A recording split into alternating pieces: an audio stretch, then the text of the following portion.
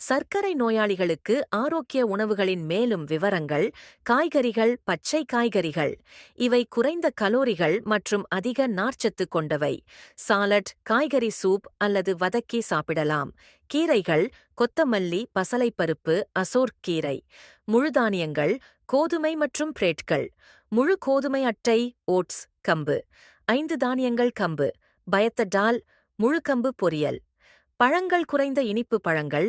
Kiwi, சிலா, பேரிக்காய், பப்பாளி. மாலை உணவிற்கு பழங்களை மட்டுமே சாப்பிடலாம். சர்க்கரை அளவை கட்டுப்படுத்த உதவும்.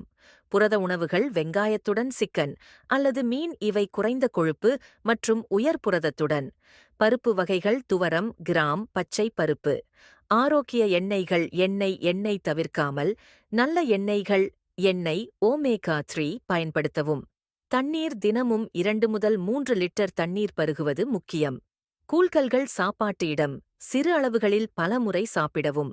பருத்தி, காலை உணவுக்கு ஓட்ஸ், பருப்பு உணவுகள். உணவுக் கட்டுப்பாடுகள், சேமிப்பு. உணவுகள் சேர்க்காமல் உணவுகளை சாப்பிட வேண்டும். இனிப்பு சர்க்கரை அல்லது இனிப்பு பொருட்களை தவிர்க்கவும். பொதுவான சுகாதாரம் உடைமையில் கவனம். வெறும் காய்கறிகள், பழங்கள் மற்றும் புரதங்கள். உணவுப் பதிவேடு. உங்கள் உணவுகளை பதிவு செய்யுங்கள்.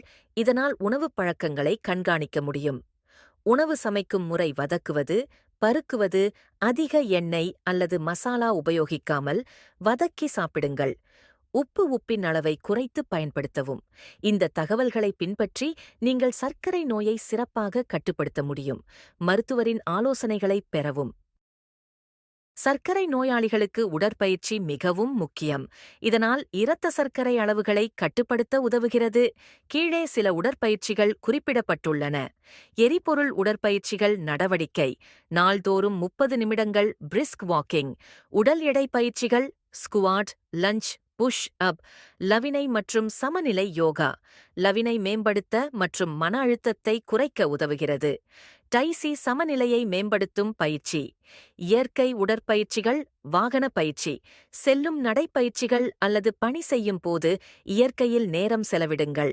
முக்கிய குறிப்புகள்: உடற்பயிற்சி செய்யும் முன்னும் பின்னும் மருத்துவரிடம் ஆலோசனை பெறுங்கள். உங்கள் உடல்நிலை மற்றும் சக்திக்கு ஏற்ப உடற்பயிற்சிகளை தேர்வு செய்யுங்கள். இந்த பயிற்சிகளை அடிக்கடி செய்வதால் சர்க்கரை நோய் மேலாண்மை எளிதாக இருக்கும். சர்க்கரை நோயாளிகள் உணவு சாப்பிடும் நேரத்தை நிர்வகிக்க மிகவும் முக்கியம். கீழே சில பரிந்துரைகள்.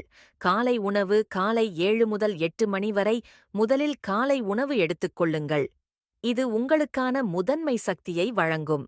மதிய உணவு: மதியம் 12 முதல் 1 மணி நேரம் இடைவெளி இருந்தால் சாப்பிடவும். மாலை சிற்றுண்டி: மாலை 4 முதல் 5 மணி வரை. சிறிய அளவில் ஒரு உறுதிப்படுத்தல் அல்லது காய்கறி சாலட். இரவு உணவு: இரவு 7 முதல் 8 மணி வரை.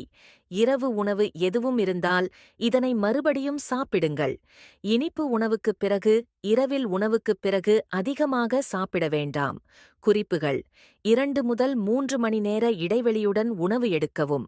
சாப்பிடும் உணவுகளை அடிக்கடி மாறுபடுத்துங்கள். அதிக இனிப்புகளை தவிர்க்கவும்.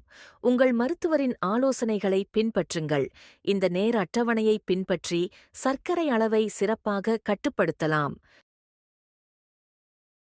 ஊக்கம்: நல்ல உறக்கம் உடல் மற்றும் மன ஆரோக்கியத்திற்கு மிகவும் முக்கியம். இது சர்க்கரை அளவை கட்டுப்படுத்துவதில் உதவுகிறது. அளவு: சர்க்கரை நோயாளிகளுக்கு நாள்தோறும் 7 முதல் 8 மணி நேரம் உறங்குவது நல்லது.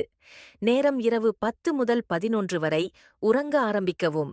இது உங்கள் உடல் மசாஜ் மற்றும் புத்துணர்விற்கு உதவுகிறது. உறக்க முறைகள்: பரிசுத்தமான சூழல். உறங்கும் இடம் அமைதியான மற்றும் இருட்டானதாக இருக்க வேண்டும். ரானிக் சாதனங்கள்: உறங்கும் முன்னர் மொபைல் மற்றும் டிவி பயன்படுத்துவது தவிர்க்கவும். மன அழுத்தம் தொழில்நுட்பம். யோகா, மெதுவாக உடற்பயிற்சி அல்லது புத்திசாலித்தனமான சிந்தனை மூலம் மன அழுத்தத்தை குறைக்கவும். மருத்துவரின் ஆலோசனை: உங்கள் உறக்க பழக்கங்கள் குறித்த மருத்துவ ஆலோசனை தேவைப்பட்டால் மருத்துவரை அணுகவும். இந்த பரிந்துரைகளை பின்பற்றி நல்ல உறக்கத்தை அடையலாம்.